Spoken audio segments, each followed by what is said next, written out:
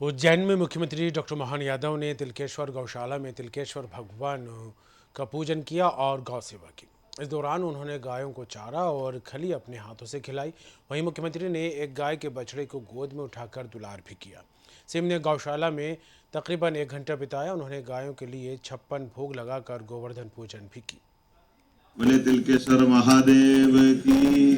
कितना सुखद संयोग है, दीपावली के दूसरे दिन गौ माता की पूजा के साथ हमारा पूरा मंच और आप सब जोरदार अभिनंदन करें। आज के दिन पुलिस स्मृति दिवस भी है, पुलिस की शौर्य दिवस भी है। हमारे लिए अतीत के काल से इस पृथ्वी पे जब से मनुष्य की सभ्यता का शुरुआत हुई, तब से हमारा परस्पर किसी पशुवंश से, किसी भी गौ माता से जब हमारा संबंध आया, तो हमारी माँ के बाद एक माँ से और संबंध आया, वो है गौ माता। और ये एक ऐसी गोवंश की परंपरा केवल भारत में है कि जिनके आधार पर हमने अपना प्रकृति से संबंध जोड़ा है। गौ माता की विशेषता कैसी, वो अपने बच्चे का भी ध्यान रखती और हम सब का भी ध्यान रखती। ये परमात्मा ने उसको विशेष गुण दिया, ये और किसी में नहीं है। और न केवल अपने वंश की ध्यान रखना, बल्कि हमारी खेती पे भी, खेती माता के लिए भी जरूरी। सारे पोषक तत्व गोवर्धन से ही आते हैं। ऐसे में जब हमारी वो प्राचीन परंपरा का रिश्ता बनाने की बात आती, तो भगवान कृष्ण को कोई नाम से बुलाओ मत बुलाओ, उनको द्वारकाधीश मत बोलो, राधे कृष्ण मत बोलो, लेकिन जैसे ही गोपाल कृष्ण की जय बोलते हो, वो आनंद में डूब जाते। जीवन भर जिस नाम को सदैव अपने दिल में बसाए रखा, वो गोपाल कृष्ण भगवान की।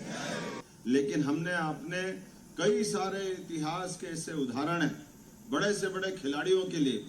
हमारा उदाहरण के लिए एक चर्चित नाम फिल्म का, जो बाद में हनुमान बन करके भी फिल्मों में दिखाई दिए, वो दारा सिंह के जमाने से दारा सिंह रंधावा हो, बाद में उनके पहले वाले हो, बाद वाले हो, ये चंदगीराम से लगा करके सारे पहलवानों ने अपने पराक्रम पुरुषार्थ दिखाया।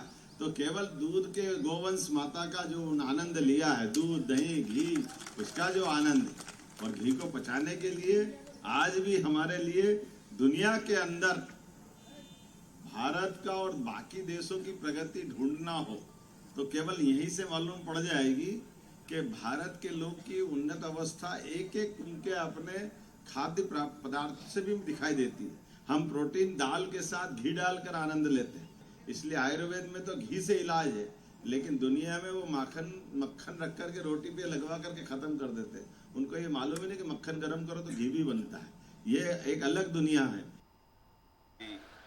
के दूसरे दिन आमतौर पर गोवर्धन पूजा पूरे प्रदेश में मनाई जाती है। यद्यपि कई विद्वानों का मत है कि 2 दिवाली है, तो कई लोग पड़वा कल भी मनाएंगे और कई लोग आज भी मनाएंगे। लेकिन गौ माता की पूजा तो सदैव करना चाहिए। गोवर्धन पूजा तो सदैव कर सकते हैं, भगवान का आशीर्वाद है।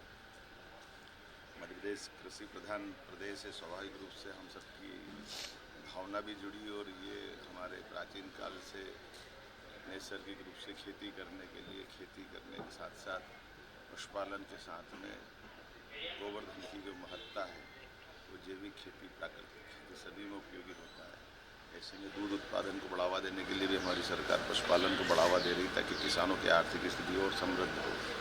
तो हमारी सरकार ने तय किया है कि पूरे प्रदेश में गोवर्धन पूजा की जाएगी। मैं आज भी गोवर्धन पूजा करूँगा, कल भी करूँगा। आइए हम सब मिल करके प्रदेशवासियों की सारे त्योहारों के अंदर भी शामिल हो और ये प्राचीन परंपराओं का सम्मान करें। मेरी अपनी ओर से प्रदेशवासियों को गोवर्धन पूजा की बधाई।